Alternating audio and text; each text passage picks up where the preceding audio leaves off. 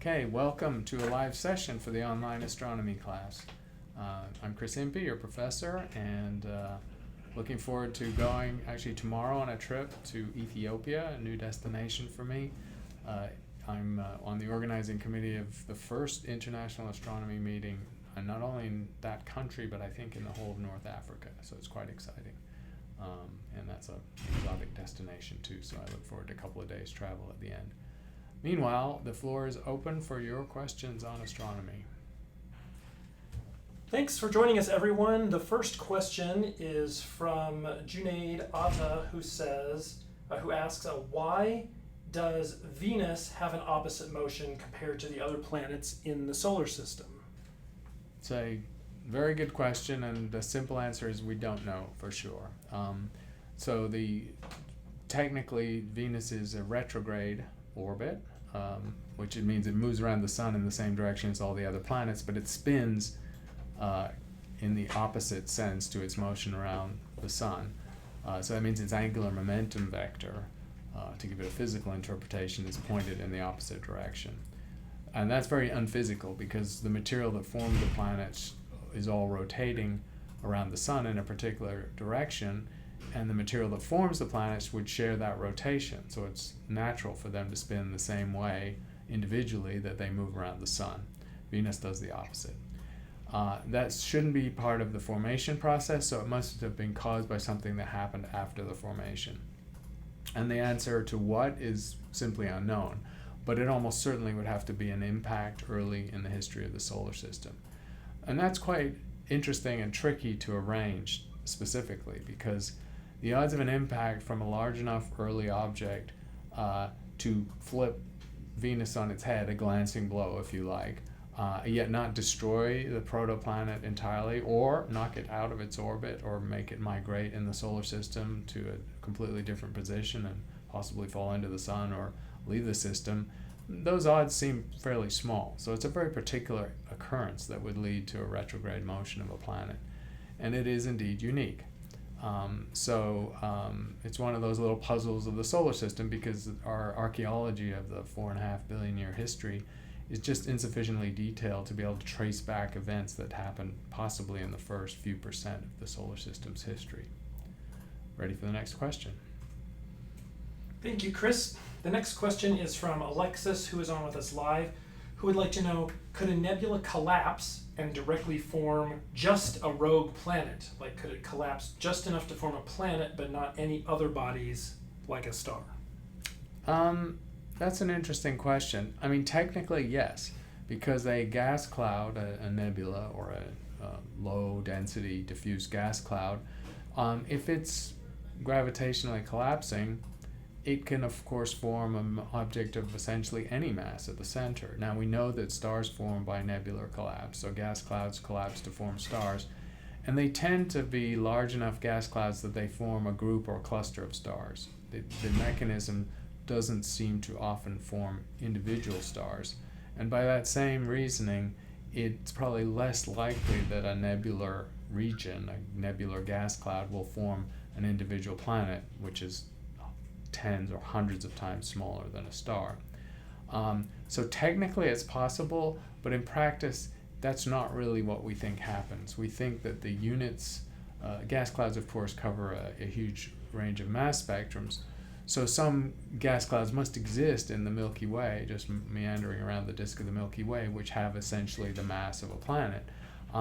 It just seems that those gas clouds don't tend to be dense enough to form something by gravitational collapse. So that's apparently what happens. Otherwise, we'd have a lot of rogue planets. We'd have a lot of free-floating planets, and there are microlensing methods and other methods to find out if there are a lot of rogue planets, and we don't tend to see them. So I think the answer is no, that this doesn't happen very often at all. Ready for the next question? Next question is from Maxim, who's on with us live, who would like to know, where can I find large and interesting astronomical data sets to use in data science projects? I need something that's often updated to make and verify predictions about data. Right. Well, the biggest sources there are a lot of open source or open archives of astronomical data. the biggest astronomical data archives, most that are available to general researchers and general members of the community, reside with the Space Telescope Science Institute, the institute that runs the operations of the Hubble Space Telescope. And I think the acronym for that is MAST, MAST. So if you Google MAST and Space Telescope, you'll find their archive. I think visitors and guests can openly look at the archive because it's a policy of NASA as a federal agency to make its data readily available and not just to professional astronomers. You probably have to fill in some web form and some registration and so on. And that gives you essentially access to large amounts of whole space telescope data. Now some observatories have also made their data public, the national observatories, for example, or any of the federally funded observatories. That include the National Radio Observatory too. They probably have subsets of their data that are available to the public. In the case of radio astronomy, that data may be much harder to digest because the raw data that leads to a radio map is in sort of Fourier frequency space, and so it's pretty hard to interpret or work with if you're not a professional radio astronomer.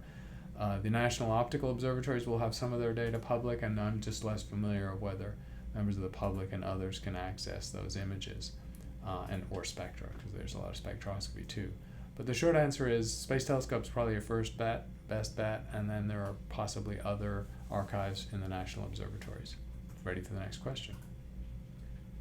All right, the next question is from an email. Peter emailed a question and said, the recent discovery of a large exoplanet, half the mass of Jupiter, orbiting a red dwarf star called GJ3512, challenges the accepted theory of planet formation.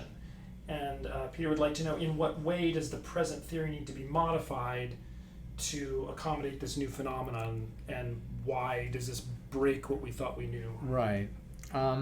It's not clear that it completely breaks the model of how planets form, and it's only a single instance, of course.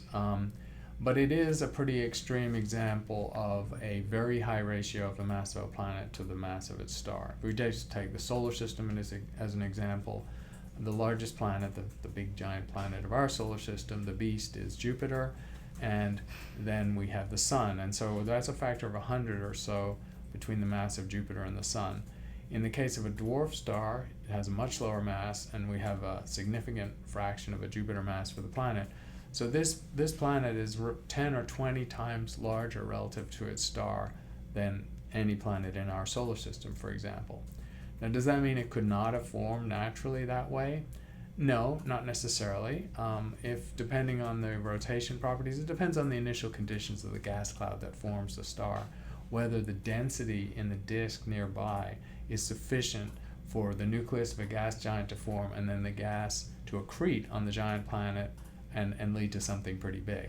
It's possible that if the inner part of that protosolar nebula disk is very dense, there's sufficient mass to grow a quite big planet with a significant fraction of the total mass of the disk. People have been running simulations, and these simulations are not completely realistic enough to say what the true range of planets is, as in you can't have a planet more massive than this for a star this mass. It definitely pushes the theory, but I don't think at this point it breaks it. Ready for the next question?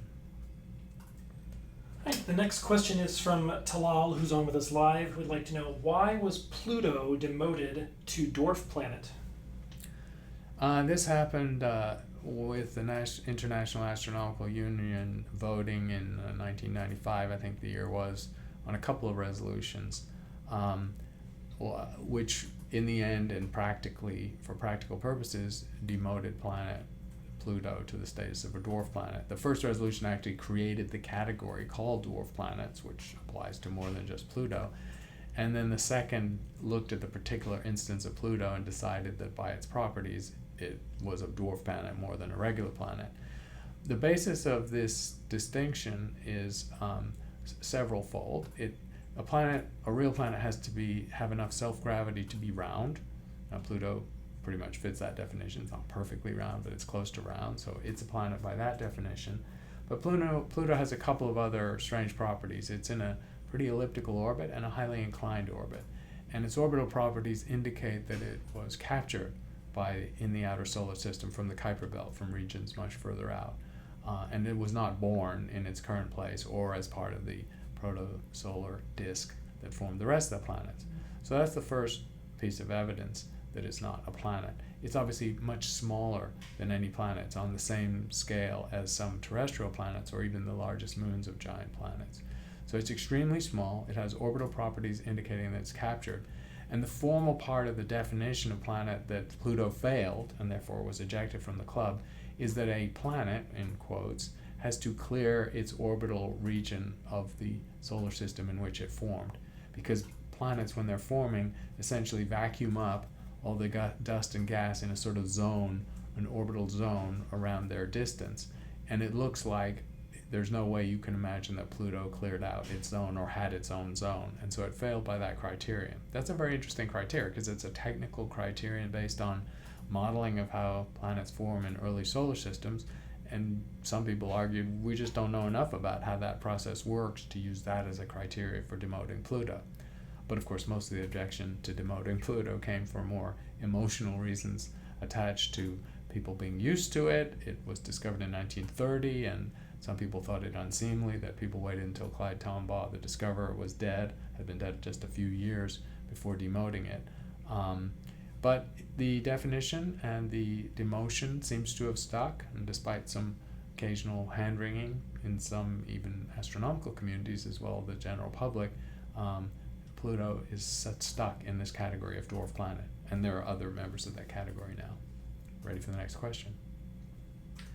The next question is from Cornan, who's on with us live, who would like to know what your opinion is about the great filter in Fermi's paradox, in the Fermi paradox or question. Some say it would be bad news to find multicellular life on Mars, since it would imply that the great filter is still ahead of us. Right. So the question, we have to rewind a little in two ways, talk about the Fermi paradox, or Fermi question as I prefer to call it, because the philosopher friends I have at the university are sticklers for definitions, and they point out that this is not a formal paradox. A paradox is something where two mutually conflicting premises reside and are at odds with each other. Fermi paradox doesn't involve that. The Fermi question, or paradox, if you really prefer, is the question of where are they, the supposition that advanced intelligent life forms should exist because there are many places where they could have formed. There's much time for them to have evolved, and there's even plenty of time for them to have evolved past our present state, in which case they hopefully or presumably could travel around the Milky Way galaxy, making themselves known to other intelligent species. So the question becomes, where are they? Now, to explain the absence of aliens, or visible aliens, or visiting aliens, one other idea that's been added to this mix is called the Great Filter. And it's the idea that in the progression from planet that's habitable to actually forming life, to that life becoming multicellular or complex, to that life becoming intelligent, technological, and leaving the planet, there's a lot of steps there. And the idea is that some of these steps may be hard. And that's the notion of a great filter, that one of these steps, one or more of these steps, may be a very low probability event. Maybe the formation of life at the beginning, given the right ingredients, is quite probable to happen. So most habitable planets end up with microbes. Perhaps the great filter, or the difficult step, is the step between single-cell life and multicellular life. Or perhaps the step is between having intelligence or sentience and developing the sufficient technology to leave the planet. Nobody knows. But if assuming the concept of a great filter, that one or more of these transitions is a hard step, is valid, then we learn something by the incidence of life beyond. If indeed we find microbial life to be fairly common beyond the Earth, including in our own solar system, that implies that if a great filter exists, it exists beyond the level of microbial life, which means it lies at the level of going to intelligence and technology. If, of course, technology and intelligence were found to be common, it would imply that there's a filter perhaps beyond where that life is unstable in the technological state. So finding a great filter in an advanced stage of life, including ahead of us, what happens to a technological species, is bad news, because it implies that most species that get to our level of intelligence or technology don't actually persist or don't actually survive to travel through the galaxy. So that's the basis of the argument. Ready for the next question? All right, excuse me, the next question is from an email, and Henry would like to know, how are radio and infrared telescopes used? Obviously you can't see that color of light, so do they kind of form images on a screen? Do they tell the kinds of materials that objects in space are made of? How do they work, and how do we see that information? Right.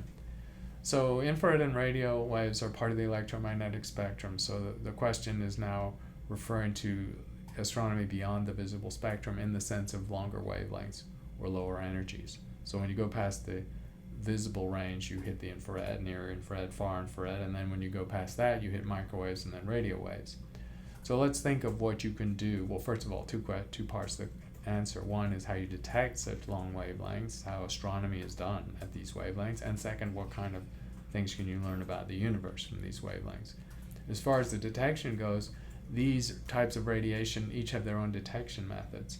When you move to wavelengths of a few microns, which is roughly 10 times visible light or 20 times visible light, you actually are detecting temperature rather than the normal way of measuring things. And so you're looking for a situation where the wave is depositing energy or temperature into a substrate, a detector, solid state, just as CCDs are solid state made of silicon, and you're just measuring that temperature instead of actually counting photons, for example. But you can still have an array, and so you can still detect the temperature and infer the intensity of that radiation with an array of detectors. And so far infrared detectors exist, and near infrared detectors are actually quite mature and have arrays of millions of pixels. And so in a sense, you're imaging that radiation, you're registering its energy in a solid state detector, so the detection is not that different from optical astronomy. It's just happening with invisible radiation. Radio detection is somewhat different. Radio waves are longer, much lower energy, and essentially you're using a dish. People talk about radio telescopes or radio dishes, which is usually a mesh of material formed into a parabolic shape. And that radiation goes towards a feed, and that feed literally looks like a dipole. I mean, it can be a detector as simple as a dipole that detects the radio wave, inducing an oscillating electrical signal in a dipole antenna that passes that oscillating signal down to a receiver. So the technology for detecting radio waves is somewhat different, for capturing them, for returning them from oscillating electrons in a wire or a dipole into an electrical signal, and then inferring again an intensity. Again, you're not measuring individual photons in this case. Radio telescopes can also combine this information from different locations or different angles in the sky. So those are different methods of detection, where radio astronomy is really quite different from infrared and optical. As far as the universe, they're looking at cool things. So visible radiation comes from things that have thermal or blackbody temperatures of thousands of Kelvin, typical of, say, the surface of the sun, a temperature of 4,600 Kelvin. Stars, visible stars from the reddest to the bluest, range from temperatures of a couple of thousand up to a couple of tens of thousands of Kelvin. Once you go into the infrared, you're looking at temperatures of hundreds. So the scaling of the wavelength of peak emission of a thermally radiating body goes as the temperature, inversely as the temperature. 10 times cooler, 10 times longer wavelength. So 10 times longer than visible wavelengths means 10 times cooler than the visible surface of a star, which means temperatures of hundreds of Kelvin, and those are the temperatures of planets. So infrared radiation is good for detecting planets, and also for cool regions in a galaxy where stars might form. Radio wavelengths are even longer, and so radio waves are detecting temperatures of hundreds down to a few tens of Kelvin, that's the coldest temperatures you get out in space. And those are temperatures that are typical of the very cool regions where stars might form but haven't formed yet. So cool gas clouds rotating in galaxies, or even the space between galaxies. So radio astronomy is good at detecting, for instance, very cold gas in galaxies, which may or may not eventually form stars. But it's really seeing different parts of the universe. Ready for the next question? All right, our next question is from a live viewer. Taurus asks, I've heard about a theory that the first generation of stars were able to collapse directly into black holes without exploding a supernova. Can you comment on that? Is that true? That is indeed a theory based on simulations. So it's a theory. You can make a pure theoretical argument, and then you can bolster that theoretical argument by simulations with powerful computers, and that's been done too. And yes, the theory and the calculations suggest that in the early universe, when of course there were no heavy elements, this is before the first generations of stars, perhaps there have been a few very massive stars dying as supernovae, but really it's basically hydrogen and helium. If you simulate the properties of a gas cloud, a massive gas cloud, 100 or 200 times the mass of the sun, in the early universe, a much denser, hotter universe in general, those gas clouds will collapse directly by gravity. They may have modest angular momentum too, so they're not rotating very fast. And in that simulation, yes, the gravitational collapse is so fierce, so intense, so rapid, that it forms a black hole directly without forming a supernova. Supernova is, of course, the death of a massive star that has reached a stable state and fused heavy elements before its core collapses, and then the core collapsing can form a black hole. So this is the direct route, and simulations suggest that it can happen. And moreover, it's able to form black holes of a very interesting mass. You can potentially form black holes that are 50 or 100 or even more times the mass of the sun, which is much more massive than the kind of black holes we think are left behind when supernovae explode. So it's definitely an interesting phenomenon. But these are unobserved. This is all speculation at this point. Ready for the next question. So Kazu, who sends an email, has a complicated question about space-time that kind of boils down to one thing. So they understand that space-time began with a Big Bang and that space and time are linked, but there's all this talk about space-time expanding. They could understand that space is expanding, but how could time expand? Like, how is that connected, and how is time changing? Right. So not directly. In thinking about the universe and in cosmology, you essentially just always are talking about space-time, and that's because in the equations of general relativity and the theory of general relativity, space and time are a linked entity. They're not separable. They're always linked. Now, that doesn't mean that when space changes, time has to change. That there are different situations that can lead to time, for instance, dilating under intense gravity or running slower, or space changing, for example, in an expanding universe. So one does not have to follow the other. And in the case of the expanding universe, we're talking mostly about the space part before the hyphen, not the time part. So there's no direct implication on time of expanding space in the Big Bang and the expanding universe. But in that theory, it really does mean that space itself is expanding. Space is invisible, of course, in 3 dimensions all around us. We're part of an expanding universe.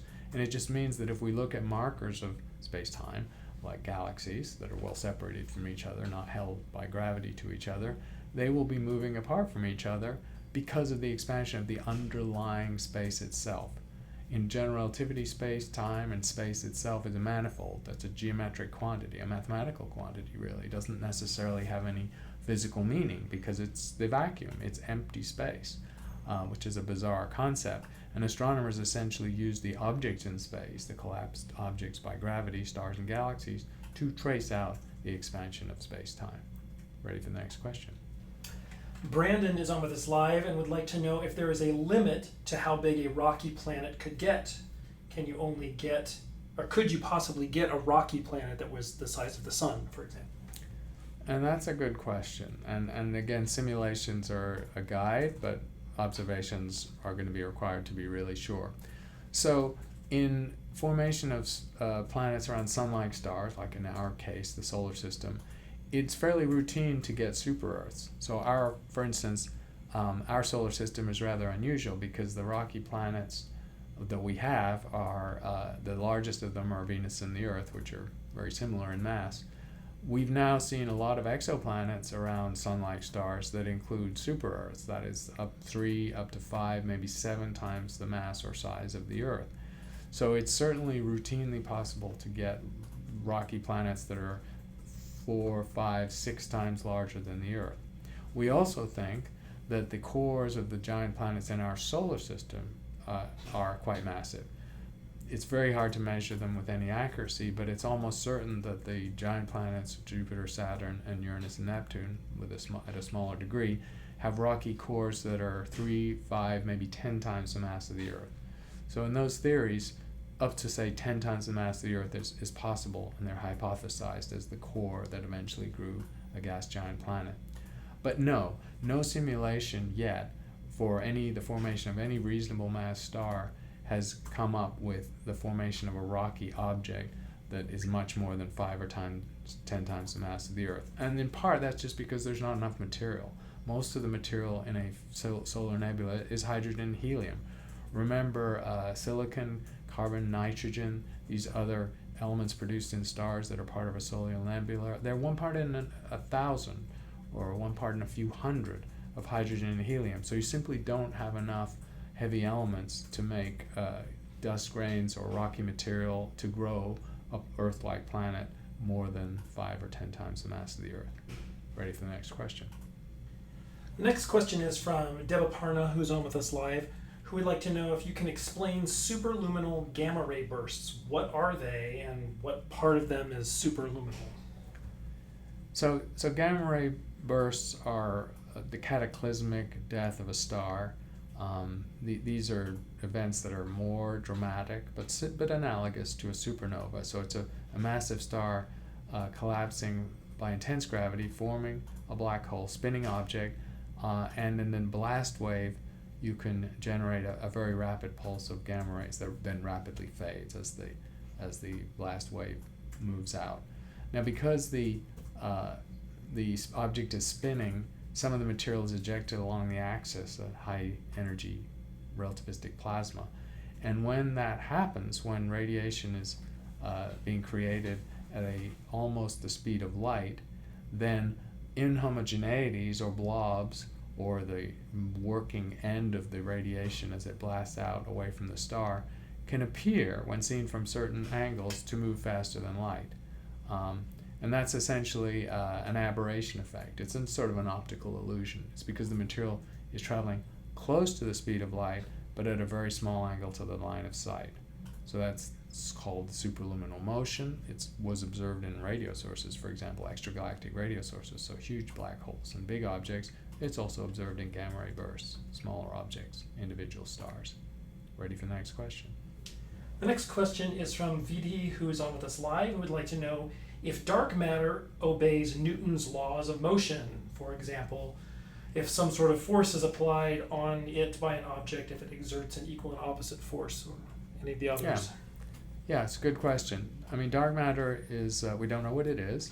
We have ruled a number of things out. It's very likely to be a sea of subatomic fundamental particles, possibly the kind predicted by supersymmetry theories or grand unified theories of nature, and obviously a large amount of this material because it outweighs normal matter, the stuff we're made of, by a factor of 5 or 6. The dark matter doesn't operate with the weak and electromagnetic forces, so it doesn't shine, doesn't emit or absorb or scatter radiation, but it does exert gravity, and it exerts normal gravity. It's quite thinly distributed, so you don't need general relativity, and Newton's law works just fine.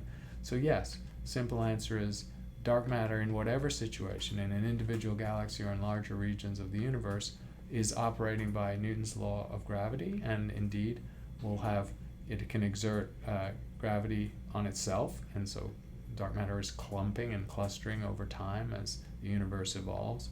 And so in every sense that we've seen, it does actually indeed obey Newton's law of gravity.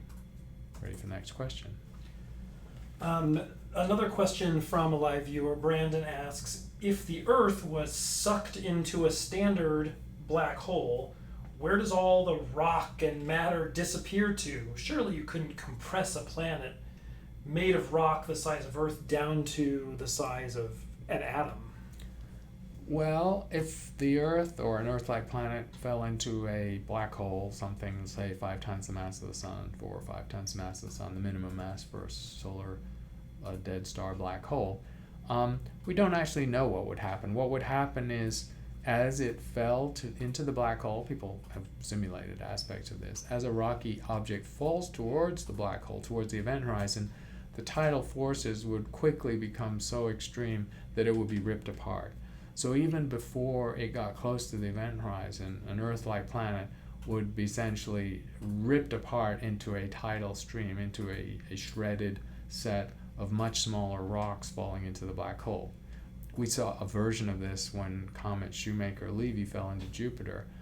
The tidal force of Jupiter, as it got close, pulled it apart, and so the comet core was disrupted into smaller fragments that fell into Jupiter one by one, and people watched them going into the atmosphere. Very impressive. A much more dramatic version of that would happen with an Earth-like planet falling into a black hole.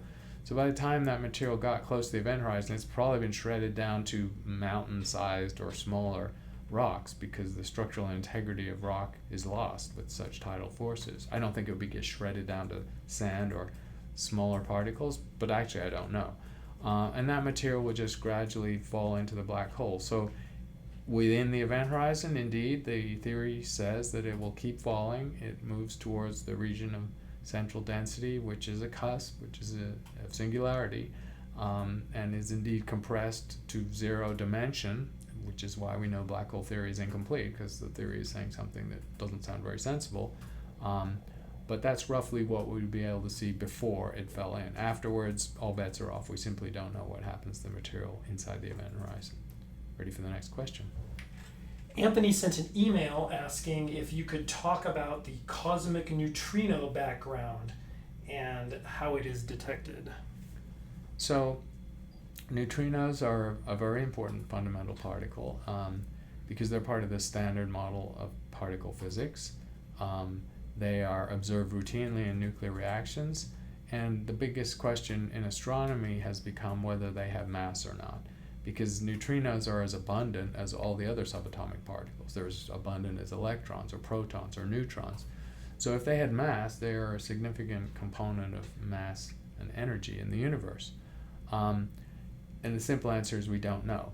We know from the oscillation experiments in physics that neutrinos must have mass, but those experiments don't allow us to determine the actual mass, just some function that's a combination of the masses of the different flavors of neutrino. So neutrinos are a very abundant particle in the universe, and that means from early universe physics, when the universe was small and was made entirely of fundamental particles, there must be a neutrino background. And the neutrino background is released much in the same way as the microwave background is, because neutrinos don't interact. They have very weak interactions, as it's well known that the neutrinos could pass through the Earth with barely noticing it was there. The odds of them interacting with a whole planet are very small. So these neutrinos, when they were released at the point where the microwave background of the universe was also released to travel freely and then lose energy through the expanding universe, there must be an analogous neutrino background. Its temperature is very slightly less than the microwave background, something like 2.2 or 2 Kelvin. And so it's been a prediction from Big Bang Theory that the neutrino background should exist, and it's of course a great challenge to detect it because the neutrinos are so uniformly distributed, and it's hard to detect neutrinos anyway. The only neutrino astronomy that's been done successfully so far is on the Sun, the core of the Sun, so that was the first success of neutrino astronomy, and a handful of extragalactic objects, high energy objects, have now been detected in neutrinos. So the neutrino background is hypothesized. We're pretty confident it does exist. It's a very low energy, weak neutrino background that doesn't vary much in direction of the sky, and it's never actually been detected. Ready for the next question. The next question is from Novotny J, who's on with us live, who asks, why does Mars not have an atmosphere? It's my understanding that without a magnetic field, it can't have an atmosphere. So is there a way to create similar protection against the solar wind? So Mars probably had an atmosphere. Models of Mars. Remember, Mars is a lot lower mass than the Earth. It's a fairly small terrestrial planet, and so its gravity is weak. You would weigh 60% of what you do on the Earth if you stood on Mars. It's further from the Sun, so it has a lower temperature as well. Models of Mars suggest that it did have an atmosphere in the past. Maybe not as thick as the Earth, but certainly not the 1% of Earth's atmospheric pressure that the carbon dioxide atmosphere of Mars now represents. So it's uncertain how dense the atmosphere of Mars was, but it was substantial. It's massive enough to hold an atmosphere. And that atmosphere probably formed around it early in its history, and some of it outgassed from the hot core of the planet as it was cooling. But over time, that atmosphere was lost into space, essentially. So the gravity of Mars is so weak that it quickly lost its light gases, hydrogen, helium, and was only able to retain the heaviest gases, carbon dioxide. If it had oxygen, for example, which wouldn't have had much of, it would have lost the oxygen and the nitrogen. Carbon dioxide is the heaviest molecule, and so will be the easiest to retain by gravity, the weak gravity of Mars. But Mars has gradually been losing atmosphere out into space. The models are not completely consistent on that, and they certainly don't allow you to back project how thick its atmosphere was 3 or 4 billion years ago. But it's clear that Mars has lost its atmosphere over time. That's pretty uncontroversial to say that. Ready for the next question? The next question is from KAMB Live, who's on with us live, who asks, what is expected to be the impact of climate change or global warming on large optical and terrestrial-based astronomy? That's a good question. I haven't seen any, big national studies of that. So climate change and global warming are going to have effects basically in terms of the situation of observatories. So when astronomers build major observatories, they do site testing, so they measure the sky, they measure the weather conditions, of course, and they do it over a long period of time. None of the major observatories in the world were built without at least a decade of climate testing.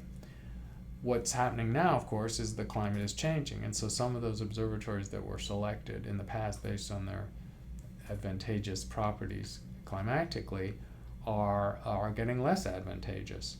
And then light pollution, of course, is the other issue, and that's changing over time and always going in the wrong direction. Most of the major observatories are fairly immune from that because they're in isolated regions, Hawaii, say, or isolated parts of Chile, and so they're not directly subject to the worst effects of climate change, but they are still subject to those effects. So, for example, the Hawaiian observatories are subject to the increase in tropical and subtropical storms, and so there's going to be more water vapor in the upper atmosphere, more atmospheric disturbances, more storm activity that affects the Mauna Kea observatories. The Chilean observatories, which are at high elevation and away from the coast in Chile, some in foothills of the Andes, they're in pretty stable climatic zones. They're subject to El Nino. So El Nino is the warm layer at the top of the ocean that actually generates a lot of wet weather on a roughly periodic cycle of every 7 years or so. And when El Nino hits the Americas, especially South America, it puts a lot of water vapor into the atmosphere and causes the weather to be really much worse than usual at the major Chilean observatories. The implication of climate change is that El Ninos will increase. They'll increase in severity and possibly even in frequency. So in those not completely direct but significant ways, climate change is going to adversely affect those two places, the two biggest concentrations of telescopes on Earth, in Hawaii and in Chile. Ready for the next question? The next question is from William via email, who would like to know what you think the chances are of finding microbial life in our solar system or elsewhere in the next 50 years. Well, and that's a good question, because in 50 years I'd put almost 100% probability on it. I mean, I'm obviously an optimist in that regard, because I think the amount of habitable real estate in our galaxy and the super impressive advances of astronomers in detecting exoplanets and eventually characterizing them is going to get us there. And I think it's going to get us there in 10 or 15 years, not 50. Whether that happens within the solar system or beyond the solar system, I don't know. It's quite possible that there's microbial life at several locations in the solar system, but the missions to find it are hard, long, and expensive. Europa, for example, that's a water world, a moon of Jupiter, where it's quite plausible that even in that frigid ocean environment under the hard ice pack of Europa, there's some form of life. We're going to have a mission there to check out Europa, but it's not going to venture into the ocean, and that's going to take 10 years even to do that. So Mars, same sort of deal. Mars almost certainly has subsurface aquifers, and where there's water and energy and carbon, there could be life. We don't expect to find it near the surface because Mars is sterilized by solar radiation and the lack of an atmosphere. None of the missions we're planning, including the twin of the Mars Curiosity, the 2020 rover, or any of the other missions that are on the drawing board, are going to be able to drill or dig deep enough under that surface layer of soil to reach an aquifer, which may be tens of meters down. So again, we're decades away from possibly directly sampling life under the Mars surface, should it exist. So for these reasons, for the difficulty of solar system missions and the long time span of those missions, I think the best bet is we find microbes or indirect evidence of atmospheres modified by photosynthetic oxygen creating microbes in an exoplanet, and it might happen in 10 or 15 years. Ready for the next question. The next question is from Omri Baron, who would like to know if it's possible that the universe could be a computer simulation, or is it possible that we're inside a black hole and don't even know it? How could we tell? So two quite different questions. I'll even separate them. So do we live in a computer simulation? That's a provocative idea that's been out there for several decades, based on the fact that projecting our current technology into the future, where we obviously create virtual reality and gaming worlds that are quite realistic, and we now know how the brain perceives a lot of its information. So the idea is you could simulate the human impression that we live in a world in a computer simulation. And therefore, how do we know that we're not already in that situation? And the answer is it's a priori unlikely. On its face, it's unlikely, but it's hard to rule out completely, and certainly hard to rule out logically. So I don't think we live in a computer simulation, but I don't have very strong evidence to rebut your argument if you want to say that. There are a lot of hypotheses people can make that are hard to rebut, and they're intriguing, and I think it's in that category. The question of whether we live operationally in a black hole is a little easier to answer because it doesn't seem like we do. The expanding universe in its earliest phases, the Big Bang, in some ways formally meets the definition of a black hole because it had a horizon, a region beyond which no information could reach. It obviously had the density of a black hole when it was in the very early hot dense state. But because it's a dynamic situation of expansion, it differs quite substantially from what we would think of as a black hole, which is a sort of stable, even if there's rotation, it's a fairly stable gravity situation.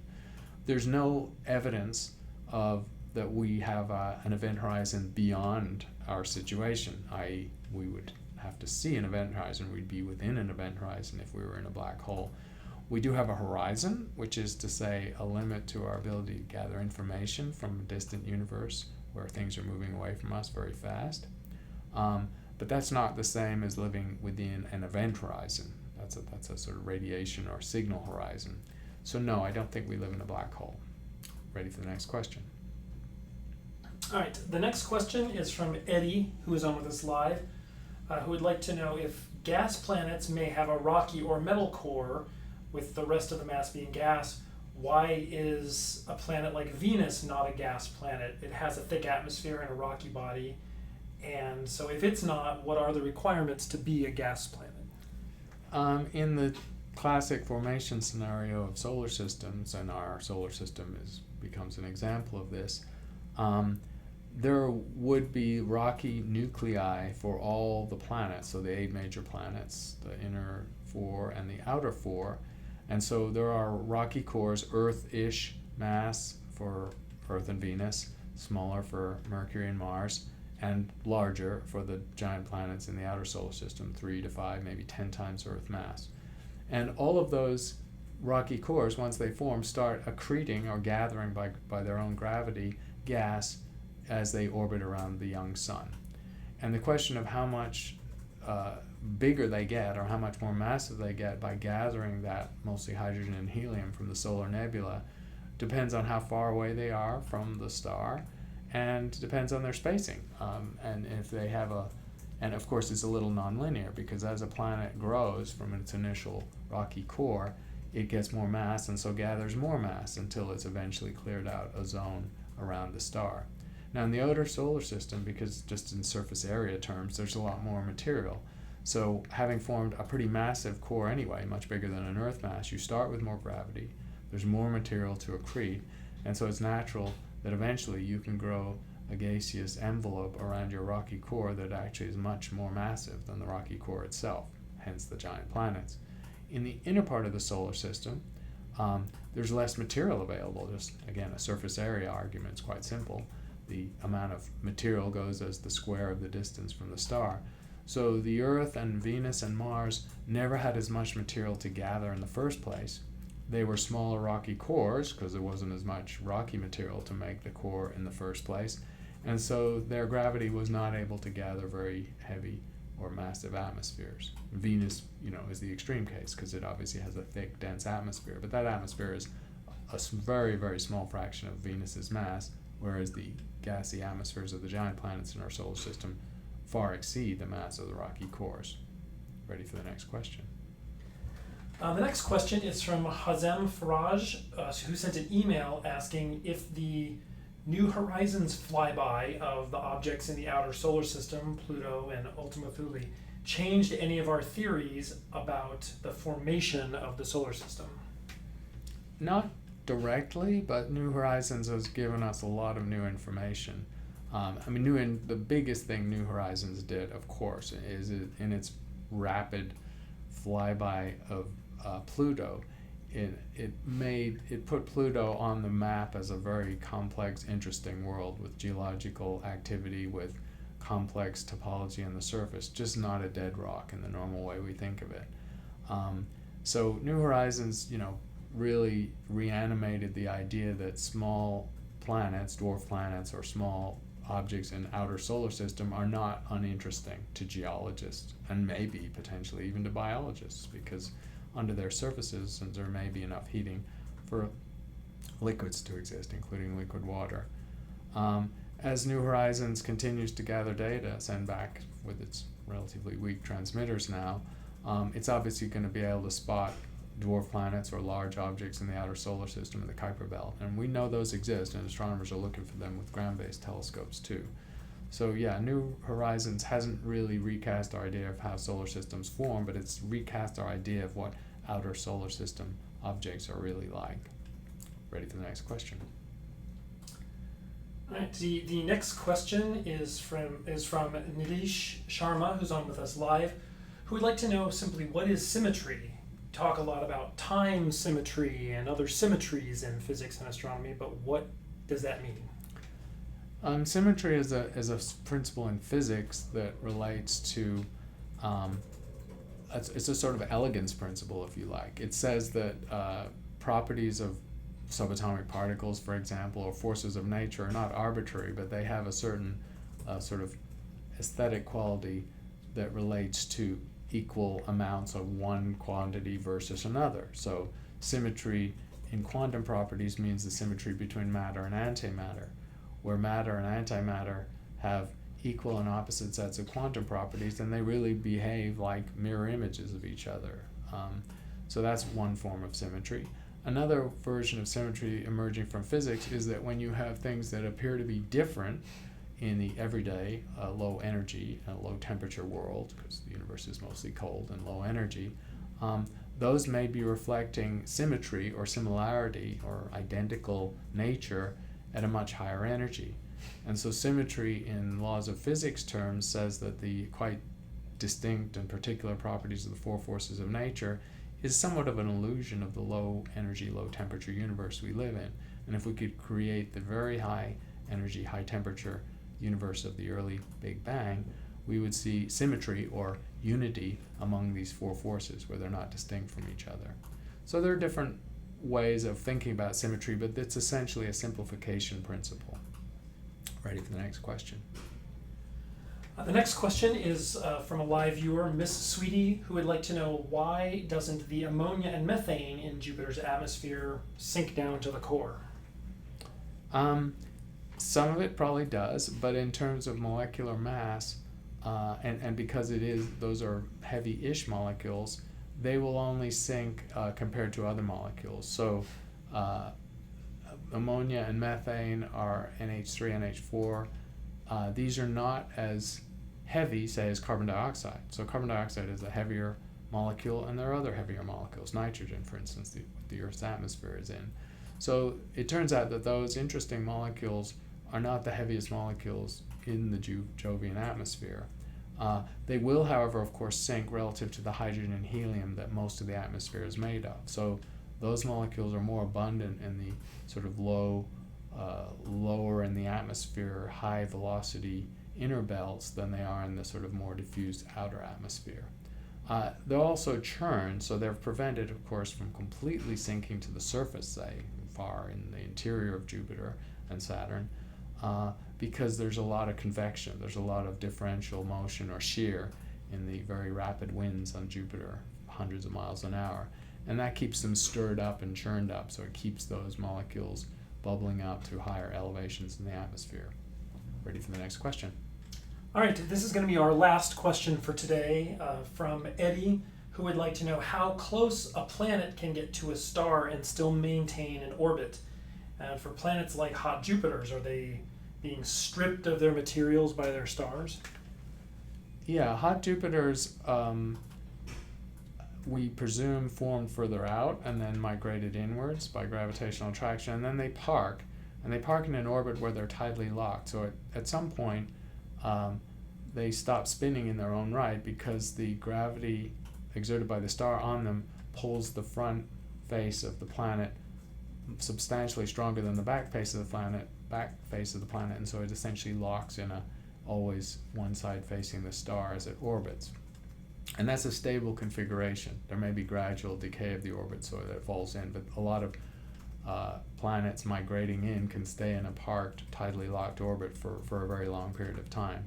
Now, if they have a plunging, if they move in a very rapid way, they can plunge much closer to the star, and at that point they'll actually get ripped apart. They'll pass what's called the Roche limit. The Roche limit is the distance from a star where the planet is essentially pulled apart, where the difference in the force in the front and the back surface is sufficiently strong to break rock, and therefore the planet will be disrupted. And that can happen to some exoplanets too, but the most we see typically with hot Jupiters is that they're in fairly stable parked orbits that are tidally locked. Thanks for your questions. That's the end of the answer to that question, and I got a great variety today as usual, cosmology to comets, and we'll be back with you in a couple of weeks. Thanks for your questions, and thanks to Matthew for facilitating the session.